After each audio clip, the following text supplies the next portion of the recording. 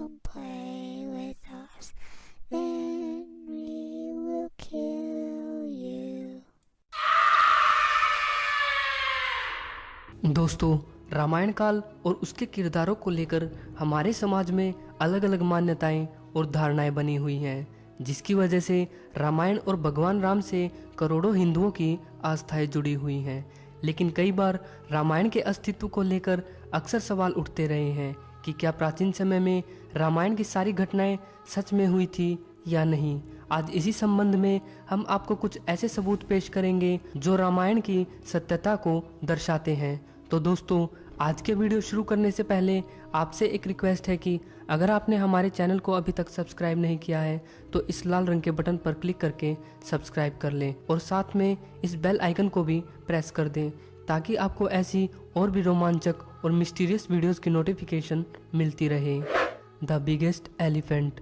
जब हम वाल्मीकि जी द्वारा लिखी गई रामचरितमानस का पाठ करते हैं तो उसमें सुंदरकांड अध्याय में वर्णन आता है कि रावण की भव्य स्वर्ण नगरी लंका की रखवाली एक विशालकाय हाथी किया करता था, जिसे माता सीता को लंका ढूंढने गए हनुमान जी ने अपने एक ही प्रहार से मृत्यु लोक में पहुंचा दिया था। इस बात को श्रीलंका की सरकार ने प्रमाण तब दिया जब श्रीलंका के पुरातत्व विभाग को एक ऐसे ही विशालकाय हाथी के अवशेष मिले, जिसका आकार भी सामान्य हाथियों की तुलना में काफी बड़ा था। जिसके बाद कार्बन डेटिंग से मिली उस हाथी की उम्र और कुछ अन्य शोधों के बाद इस बात को हरी झंडी दिखा दी गई कि यह उसी हाथी के अवशेष हैं जिसका वर्णन सुंदरकांड में आता है। विभीषण महल।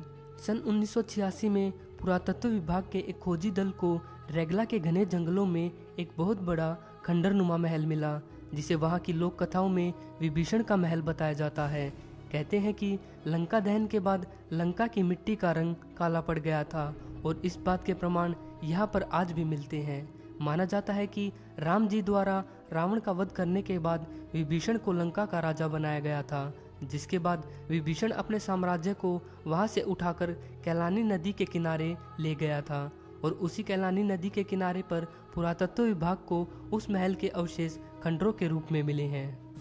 The floating stones. इस बात को तब स्वीकार किया गया जब नासा के कुछ दिग्गज साइंटिस्टों की टीम द्वारा बनाए गए एक स्पेशल सैटेलाइट ने अंतरिक्ष से खींची हुई कुछ तस्वीरों को धरती पर भेजा। उस तस्वीर में यह पाया गया था कि तमिलनाडु के दक्षिण पूर्वी तट के किनारे रामेश्वर द्वीप और श्रीलंका के उत्तर पश्चिमी तट के बीच में से एक पत्थर से बना हुआ पुल दिखाई दिया, जो कि तकरीबन 30 किलोमीटर लंबा है। जिसके बाद समुद्र से उस पुल के कुछ पत्थरों को निकालकर स्थानीय लोगों द्वारा पानी में डुबोया गया, तो उसके बाद आश्चर्यजनक रूप से वे पत्थर पानी में तैर रहे थे। यह सब ठीक वैसा ही था जैसा रामायण में बताया जाता है।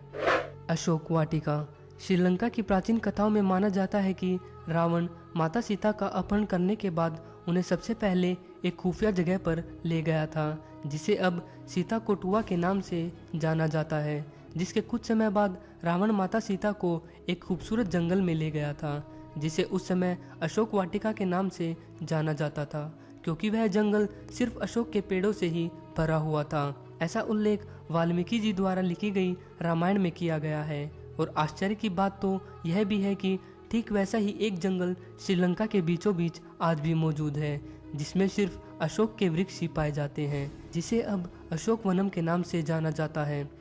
दोस्तों, आपका रामायण की